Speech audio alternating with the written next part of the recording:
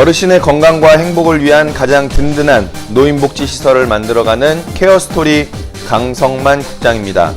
오늘은 여러분과 함께 노인복지 시설에서의 응급상황 대응 교육을 진행하고자 합니다.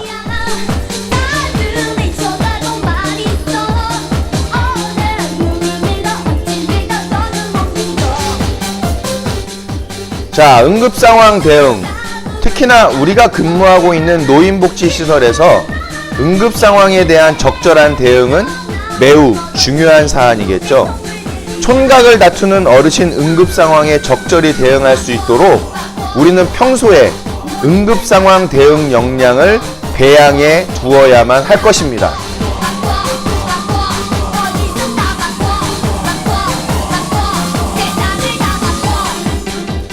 자, 어르신의 생명과 직결되는 내용인 만큼 분기별로 빠짐없이 꼼꼼하게 공부해 두시기를 당부드리면서 오늘 응급상황 대응 교육을 지금부터 시작하도록 하겠습니다.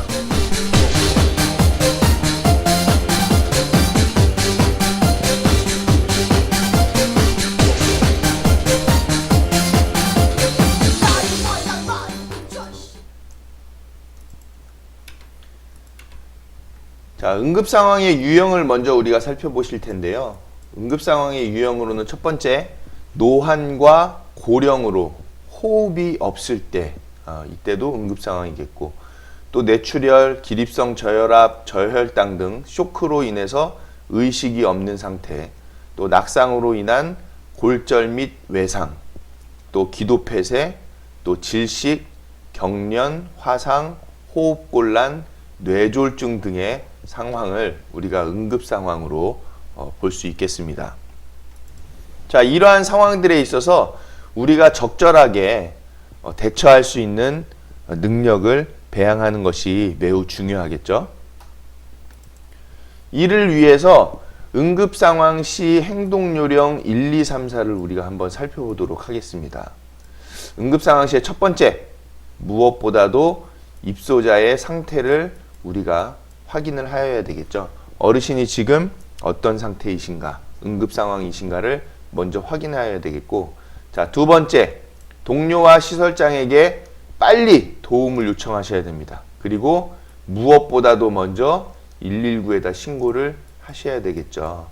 자, 그리고 세 번째, 필요시에는 119의 안내에 따라서 응급조치를 실시하여야만 합니다. 우리가 응급조치를 실시하는 데 있어서 전문적인 역량을 갖고 있는 것이 아니라 우리는 심폐소생술 그리고 또 응급상황에 대처하는 기본적인 방법들을 숙지하고 있기 때문에 누구보다도 이런 응급상황에 대처하는 데 있어서의 전문가는 119가 되겠죠. 그렇기 때문에 119의 안내에 따라서 적절한 응급조치를 실시하는 것이 매우 중요하겠다고 말씀드릴 수 있습니다. 자, 그리고 네 번째로는 보호자에게 알리고 안전하게 병원으로 후송하시면 되겠습니다.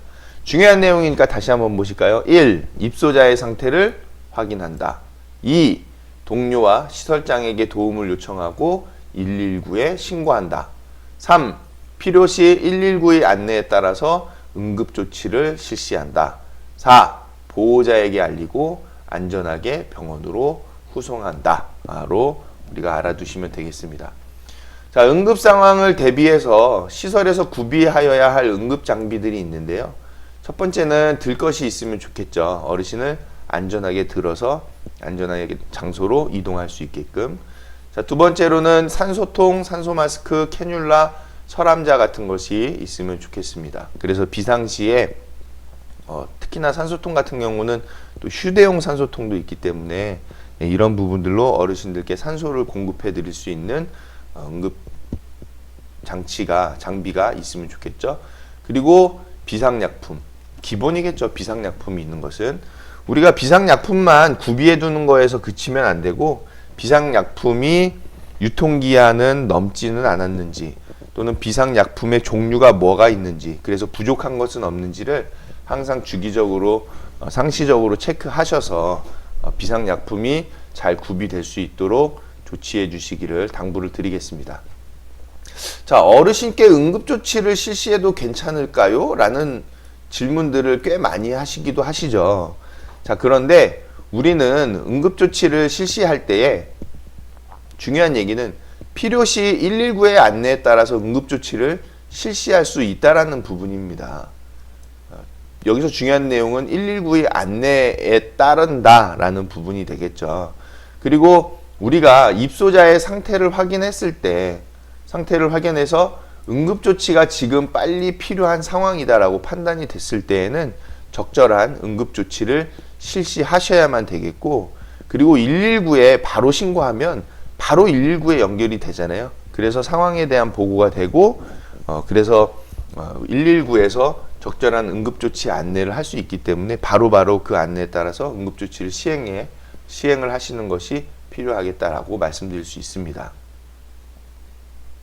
자, 또 질문 중에 어르신께 응급조치를 해드리기 위해서 보호자에게 사전 동의를 받아야 하나요? 라는 질문들을 많이 해주시는데, 응급조치는 필요시 119의 안내에 따라 실시하는 것이고, 또 응급조치 동의를 보호자로부터 받아두지 않았다고 하여도 119의 안내에 따라서 응급조치를 실시하지 아니하였을 경우에 응급환자에 대한 방치가 될 수 있다는 것을 여러분들 숙지하셔야 되겠죠.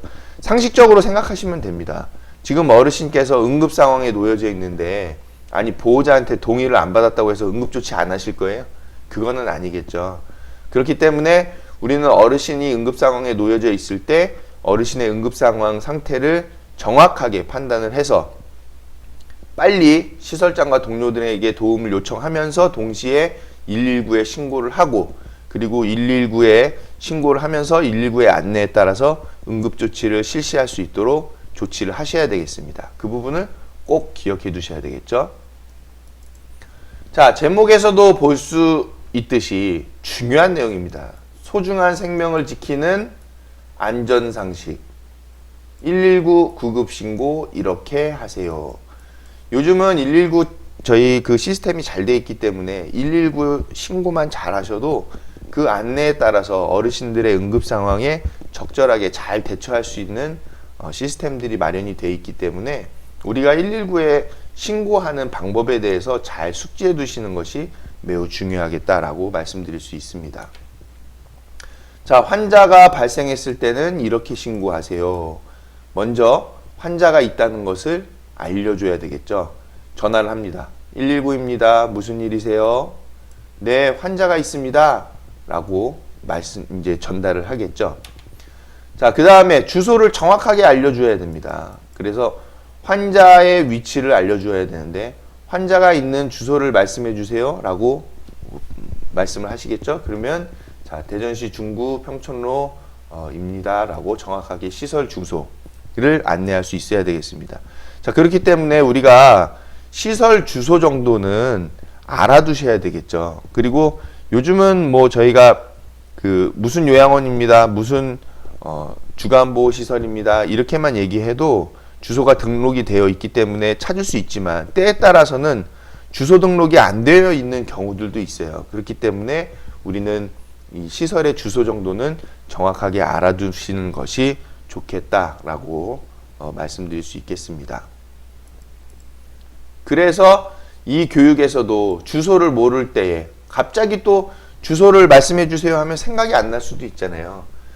그래서 위치를 알 수 있는 우리가 팁 정도는 알고 계시면 좋겠다. 큰 건물의 상호나 전화번호, 또 엘리베이터 고유번호라든지 또 국가 지점번호, 뭐 이런 것들을 우리가 알아두시고 계시면, 그러면 갑작스럽게 119에다 주소를 얘기할 때 주소가 갑자기 생각이 안 난다 하더라도 이런 내용들을 가지고서 시설의 위치를 알릴 수 있겠다. 그런데 무엇보다도 시설 주소 정도는 정확하게 아셔서 언제든지 쉽게 말씀해 주실 수 있는 상황이 되어야 되겠죠. 자, 그 다음에 누가 어떤 이유로 어디가 아픈지, 또 의식과 호흡이 있는지를 정확하게 알려주셔야 됩니다. 환자가 아픈 곳을 말하는 부분인데, 자, 환자가 의식이 있고 숨은 쉬고 있나요? 어느 부위가 아픈가요? 라고 물어보시겠죠. 그러면 어르신께서 가슴이 아프다고 하시면서 쓰러졌는데 숨을 쉬지 않으세요 라고 정확하게 말씀해 주실 수 있어야 되겠습니다. 누가 어떤 이유로 어디가 아픈지 또 의식과 호흡이 있는지를 정확하게 알려드리려면은 어르신께서 응급 상황에 놓여 있을 때에 그때의 어르신 상태를 정확하게 파악을 해서 전달을 해야 되겠죠. 119에. 자, 그러려면은 침착함이 필요합니다. 지금 막 울고 있잖아요. 울고 있는데 이럴 때는 침착해, 침착해, 침착한 마음을 가지고 정확하게 어르신 상태를 보고 119에다가 알려주시면 되겠습니다. 자, 그 다음에 네 번째로는 환자의 나이, 지병을 말하는 부분인데 환자의 나이를 말하고 평소에 앓고 있는 중요한 지병과 먹고 있는 약을 말해주세요. 환자의 나이와 평소에 지병이 있으면 말씀해주세요 라고 물어보고 있죠. 자, 85세이시고 평소에 심장병이 있어서 약을 드시고 계십니다 라고 말씀드려야 되는데 이렇게 말씀드릴 수 있으려면 우리가 어르신 한 분 한 분에 대한 정보를 분명히 숙지를 하고 있어야 되겠죠. 119에서 어르신 나이와 평소 지병이 있으면 말씀해 주세요 그랬는데 나이를 몰라요. 연세를 몰라요. 그리고 어떤 지병이 있으셨는지 몰라요. 그러면 안 되겠죠. 그래서 어르신들이 가지고 계신 지병과 그리고 연세 그런 것들을 잘 기억해 두시고 계셔야 되겠다. 우리가 매일 그 어르신들의 건강 상태에 대해서 체크를 하고 또 기록을 작성하고 있으시잖아요. 그 기록지를 작성할 때에 그냥 가볍게 쓰시지 마시고 어르신 연세와 그리고 평상시의 지병, 어르신 건강 상태에 대해서는 상시적으로 파악을 하고 계시기를 당부를 드리면서 동시에 이 부분도 되게 중요해요. 환자의 나이와 지병을 얘기해야 되는데 막 당황해 있어요. 여기 보면은 이분 얼굴이 상기해 있죠. 자, 이렇게 막 당황해 있어요. 당황해 있으면 생각이 안 납니다. 막 옆에서 막 빨리 얘기해야 되는데 막 말도 안 나오는 것 같아요. 그러면 안 되겠죠. 그래서 중요한 거 침착해, 침착해, 침착해야 합니다. 침착하게 마음을 가다듬고 알고 계신 어르신의 정보를 연세와 지병에 대한 정보를 전달을 하셔야 되겠습니다. 자, 그 다음으로 신고자의 이름과 예비 연락처를 말씀해 주셔야 되겠는데요. 신고 장소가 정확하지 않거나 의료 지도 필요시 등 연락하는 경우가 있으니 예비 연락처를 알려주세요. 전화하신 분 이름과 통화 가능한 다른 연락처를 알려주세요. 그러면 제 이름은 누구고 이 전화 말고도 통화 가능한 전화번호는 몇 번입니다 라고 말씀해 주셔야 되겠죠. 그래서 시설에서는 본인 전화번호 말고도 다른 분들의 전화번호를 공유를 하셔서 이런 경우를 대비해서 내 전화번호 외에도 또 담당자의 연락처를 알려드릴 수 있게끔 해주시면 좋겠습니다. 자, 그 다음에는 의료 지도 받고 응급처치를 해야 되는 부분인데 되게 중요하죠. 응급처치를 직접 해야 되니까.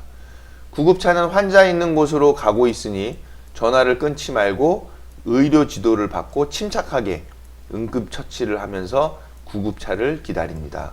여기도 소방청에서 특별히 넣어주셨죠. 침착하게, 침착해, 침착해, 침착하게 응급처치를 하면서 구급차를 기다리시는데 환자가 숨을 안 쉬면 가슴 한가운데를 강하고 빠르게 눌러주세요. 심폐소생술을 얘기하고 있죠. 네, 지금 누르고 있는데 몇 번 눌러야 하나요? 라고 물어보고 있어요.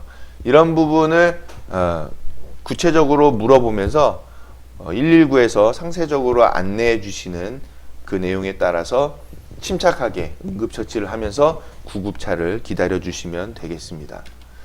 자, 소중한 어르신의 생명을 지키는 안전상식. 이번에는 그거에 이어서 119 구급차가 오기 전까지 미리 준비하면 좋은 것에 대해서 살펴보도록 하겠습니다. 첫째는 의료 지도 및 응급처치에 대한 부분을 우리가 미리 알고 있으면 좋겠죠.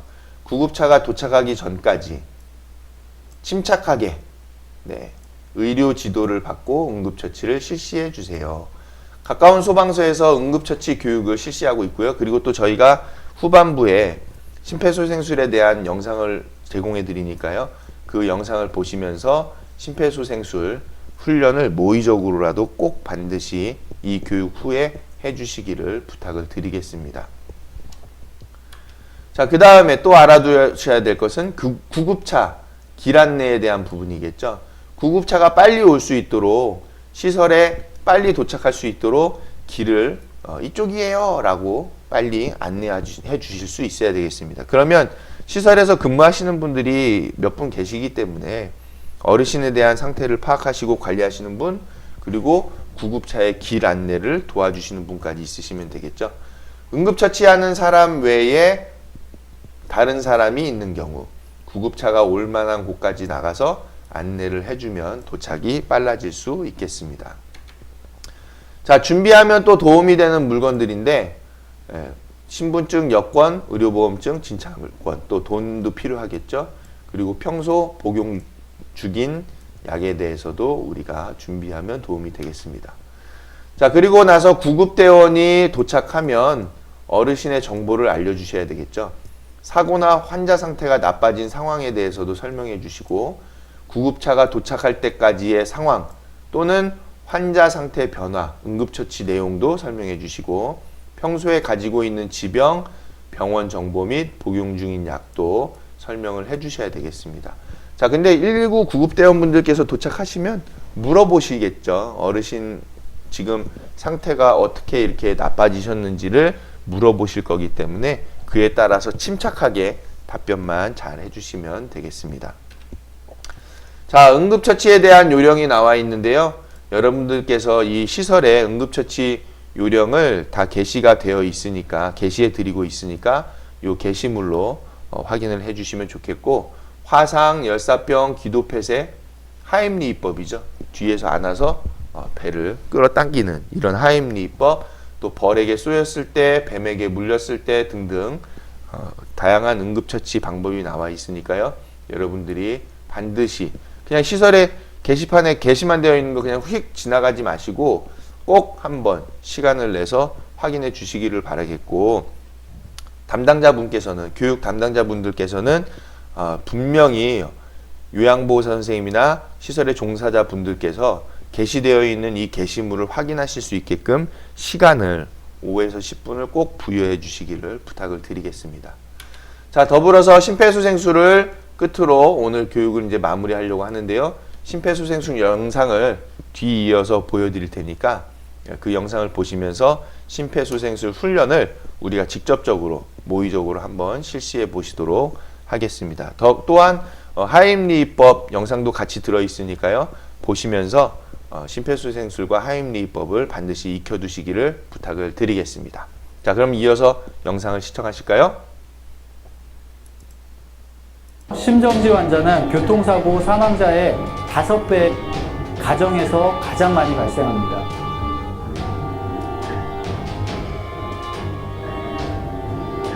구급대원이 현장에 도착하기까지는 평균적으로 6분이 소요됩니다. 그 사이에 4분이 지나면 심정지 환자의 뇌가 사망하기 때문에 심폐소생술을 배운다는 건 내 가족을 살리는 길입니다.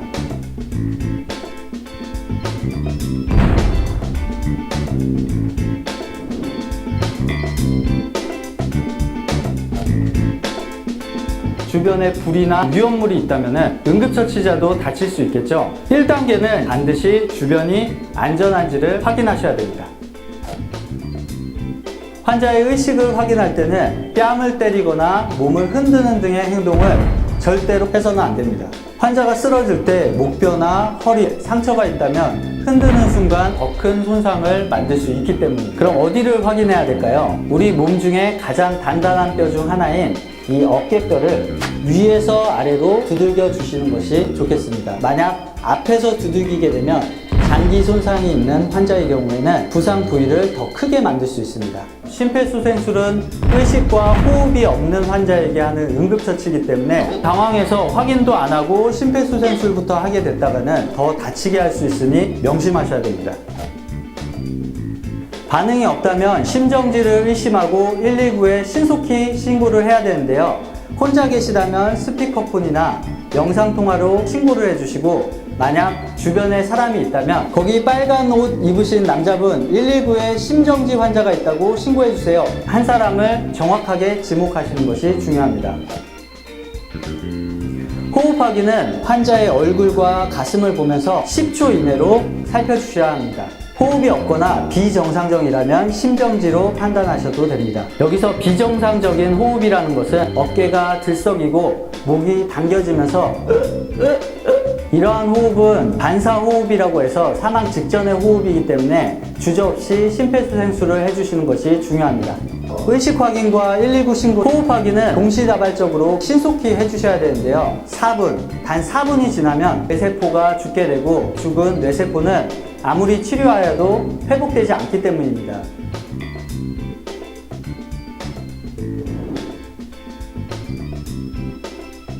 환자의 상의가 가슴 압박을 할 때 방해된다면 상의를 벗겨주시거나 가슴 압박 위치라도 노출시킨 다음 실시하시면 됩니다.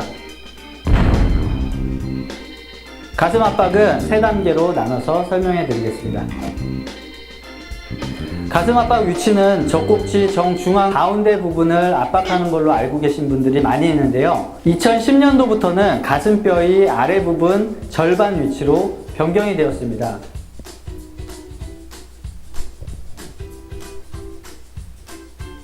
젖꼭지 부분이 사람마다 다 다르기 때문인데요. 만약 위치를 찾기가 어려우시다면 명치에서 2마디 정도 위쪽으로 올라온 곳을 잡으시면 됩니다. 정확한 압박 위치는 심장을 제대로 압박하고 주변의 뼈들의 골절을 최소화하기 때문에 중요합니다.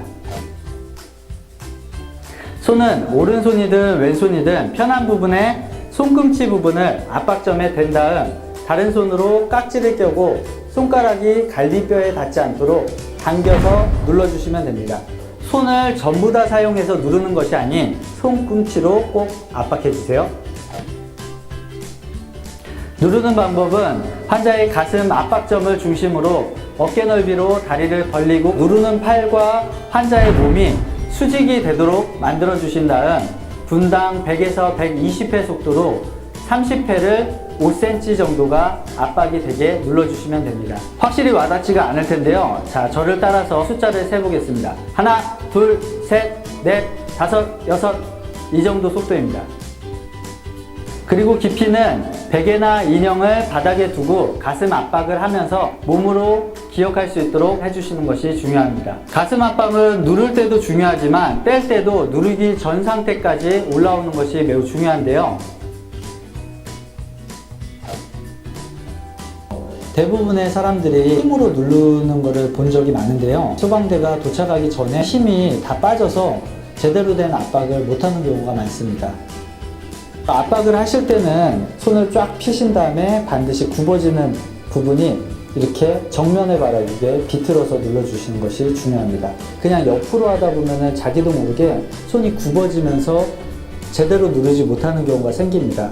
가슴 압박을 하시다 보면 다리에 힘이 들어가서 점점 앉게 돼서 직각이 아니라 몸쪽으로 이렇게 기울게 되는, 반드시 엉덩이를 번쩍 들어서 몸이 직각이 되게, 환자와 직각이 되게 압박을 해주셔야 됩니다.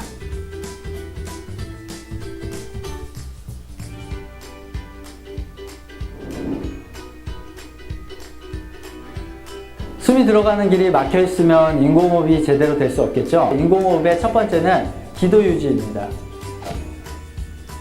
기도 유지는 한 손으로는 환자의 이마를 덮고 두 손가락으로 턱뼈의 끝부분을 받쳐서 함께 들어 올려 주시는 겁니다.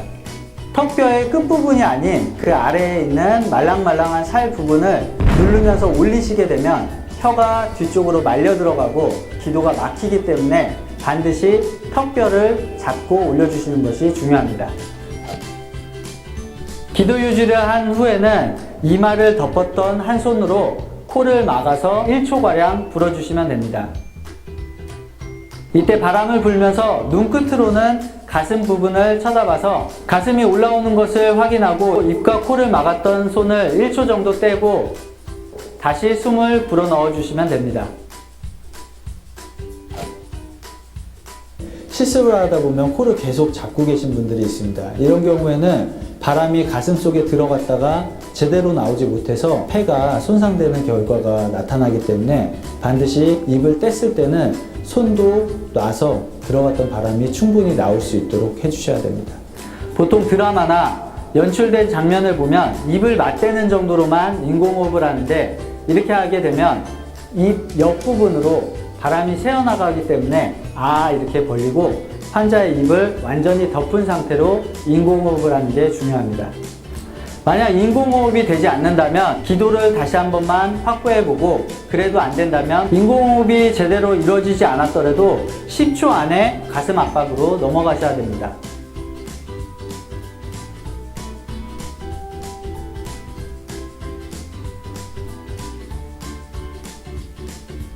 심폐소생술 가이드라인에는 인공호흡이 숙달되지 않으신 분이나 인공호흡을 할 수 없는 상황에는 가슴 압박만 하는 것을 권장하고 있습니다.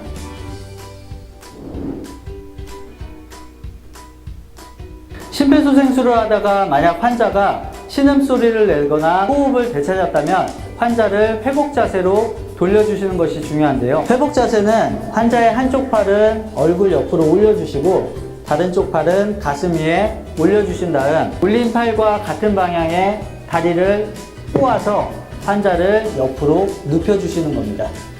환자가 회복을 유지했다고 하더라도 음식물 취식은 최소 30분 이내에는 물도 절대로 주셔서는 안 됩니다.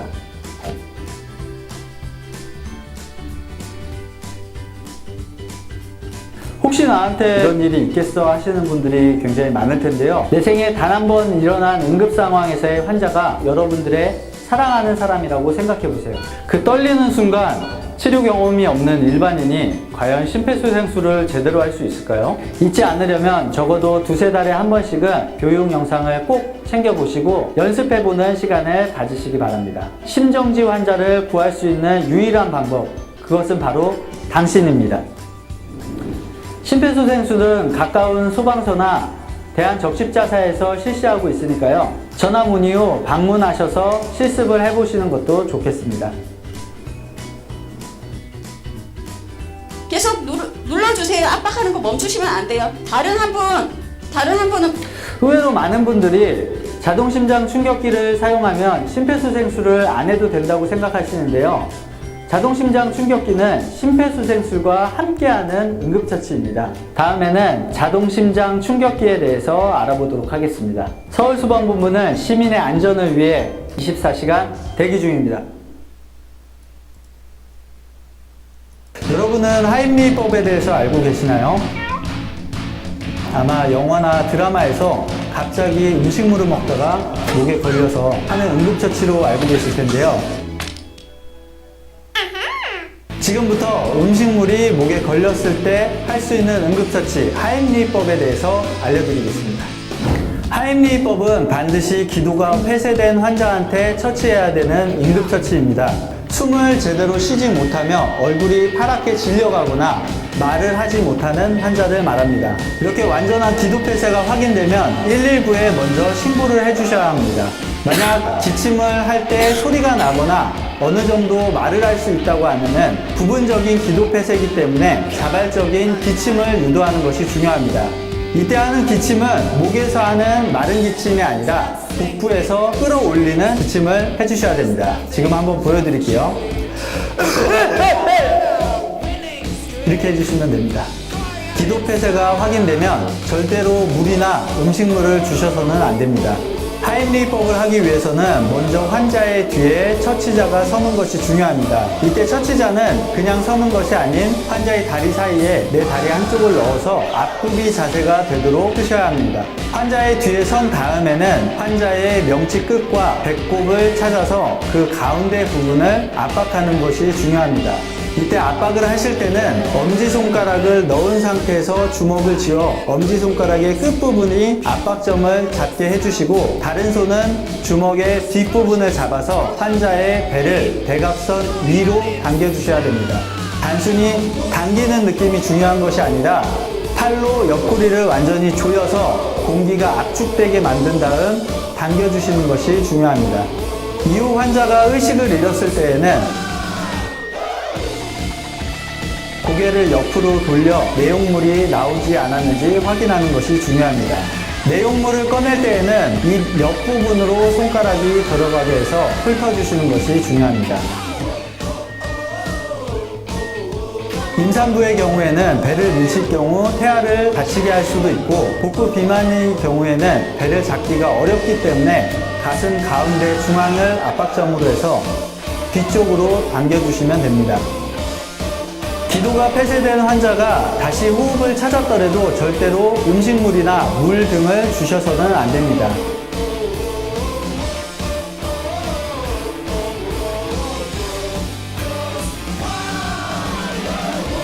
영화에서 보면 주인공들이 하임리히법을 통해서 인생 역전하는 경우가 굉장히 많은데요. 여러분도 하임리히법 잘 알고 계셨다가 더 좋은 기회를 만나시길 바라겠습니다.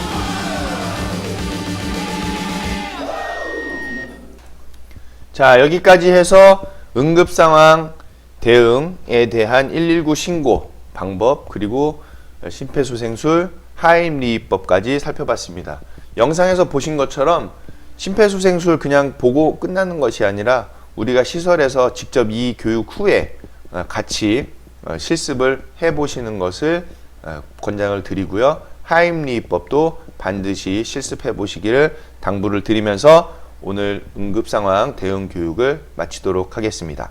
감사합니다.